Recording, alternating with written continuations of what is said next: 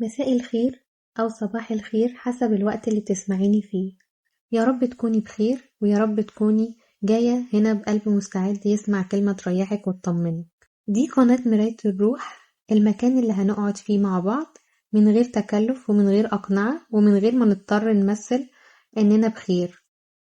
هنا هنحكي مع بعض ونفضفض ونفهم نفسنا ونشوف حياتنا. لو حاسس إن المحتوى الراحة النفسية والكلام اللي من القلب للقلب مهم ليك وحابة يكون في حد جنبك في رحلتك، اشتركي في القناة وخليكي معانا، واشتراك بسيط منك بس بيفرق معايا ومع المحتوى جدا.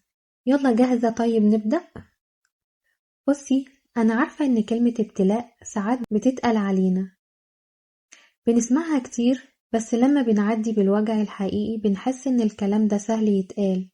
لكن النهاردة مش هتكلم معاكي على الابتلاء من ناحية إننا لازم نصبر وخلاص. أنا عايزاكي تحسي إنك مش لوحدك في اللي انت فيه.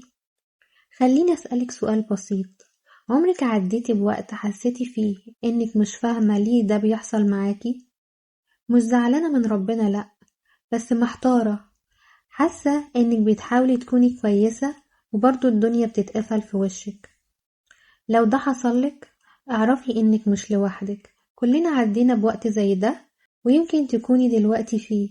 في اللحظات دي غالبا بنشوف الامتحان صعب بس مش بنشوف اللي بعده، زي طالب بيمتحن مادة تقيلة، هو شايف الورقة مش شايف النتيجة اللي هتغير مستقبله بعد ما ينجح.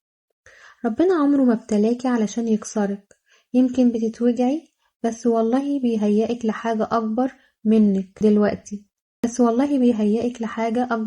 دلوقتي.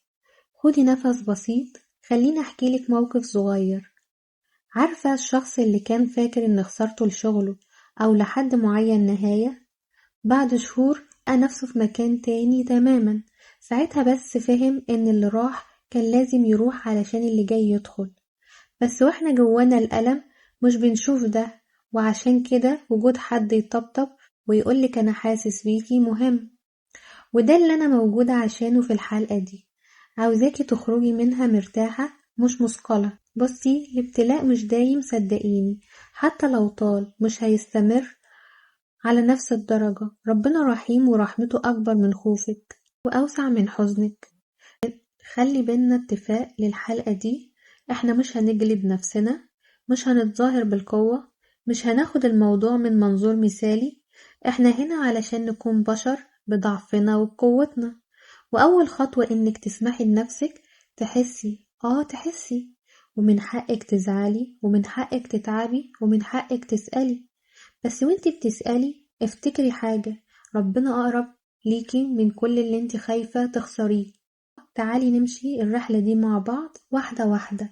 أتمنى تشتركوا في القناة وتفعلوا الجرس وتشاركوا الحلقة مع كل اللي تعرفوهم وتقولي رأيكم فيها، وانتظروا الحلقة الجاية. أشوفكم على خير يا رب.